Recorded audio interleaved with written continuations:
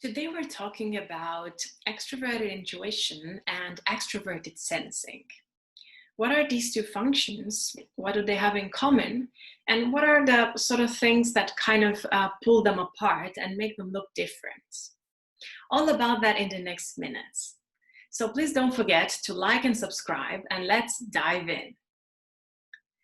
So both extroverted intuition and extroverted sensing are functions that are primarily concerned with what is new.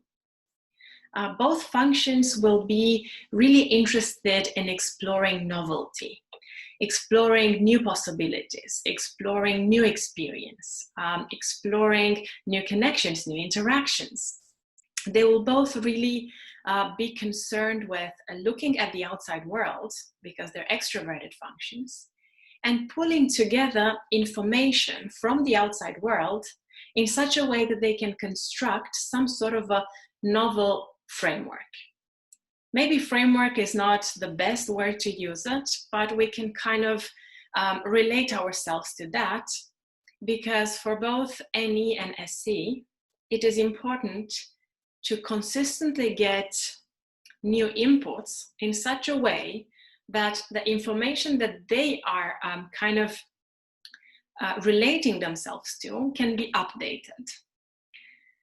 More introverted functions like NI and SI will be more interested in having a fixed thing that they can later on adapt with more difficulty. Which is kind of the J part that stands behind NI and SI. On the other hand, NE and SE, because they are characteristic of P types as hero functions or parent functions, they will have this interest in adapting. But they will do it in different ways. So even though both of them are interested in new things, in exploration, in continuous adaptation and improvisation in different ways, sometimes even in spontaneity, especially for NE, they might look a little bit different when it comes to what kind of adaptation and what kind of chaos they might strive in. NE is more interested in abstract chaos and abstract novelty, and people who use extroverted intuition very high up in their stack as a hero function or as a parent function will be more interested in consistently having intellectually new experiences. And I will quote an ENTP that I know who said, "For me, the ideas grow on a spectrum. It's as if I have multiple bars. The bars represent various ideas that I have. And with more input and more feedback that I receive from the outside world and from other people, these ideas keep growing and the bars keep growing." So this intellectual novelty is important for NE, because this is how it finds satisfaction in the fact that the ideas keep growing and transforming. On the other side of the spectrum, NE always dips into SI. NE is intricately connected to SI. So when it comes to concrete physical experience, these people who prefer NE and SI somewhere in the back will be more likely to have a little bit of reluctancy into throwing themselves into the unknown and throwing themselves into novel, chaotic situations. And if we speak about SE as a hero or parent function, we will notice that people who really prefer SE with NI somewhere in the back will really enjoy concrete chaos.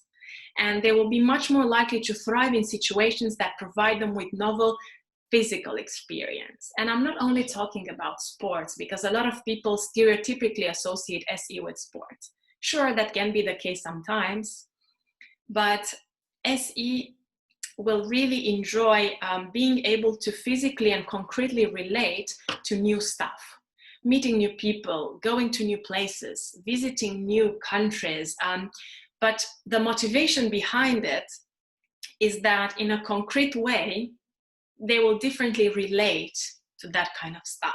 And there is this thirst for new inputs coming in in such a way that their concrete experience changes and adapts all the time. And this is what makes people who use SE a lot very good at improvising in the moment and adapting to a lot of new situations. You will notice that SE hero types in particular will often say that I don't know exactly what will happen in that situation. I don't know exactly if I want to plan for it. But what I do know is that I really want to explore or experience this new thing. And in that particular moment, I'll somehow figure it out. I'll see what you might do. Whereas others might say, well, maybe you should plan, maybe you should figure it out beforehand. But SE hero will be like, whatever, I'll just figure it out. And often enough, they do figure it out because their ability to thrive in physical, concrete chaos is extraordinary.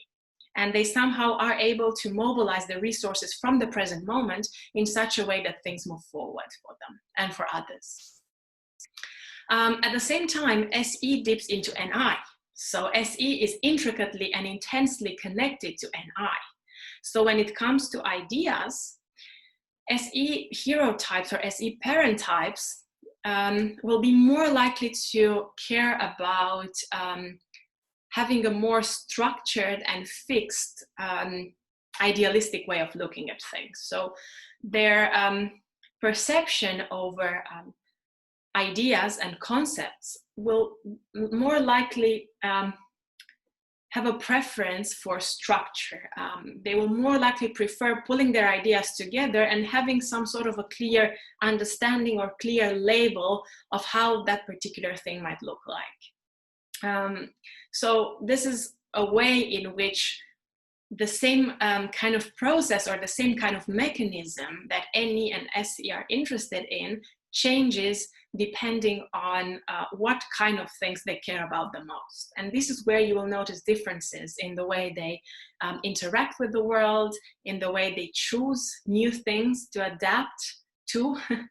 And I still believe that the real connection between both NE and SE and their paired function, SI and NI, is still very important to take into account, because neither of this function exists when the other function is absent. It's as if they're two sides of a coin, and if you try to separate them, the coin doesn't exist anymore.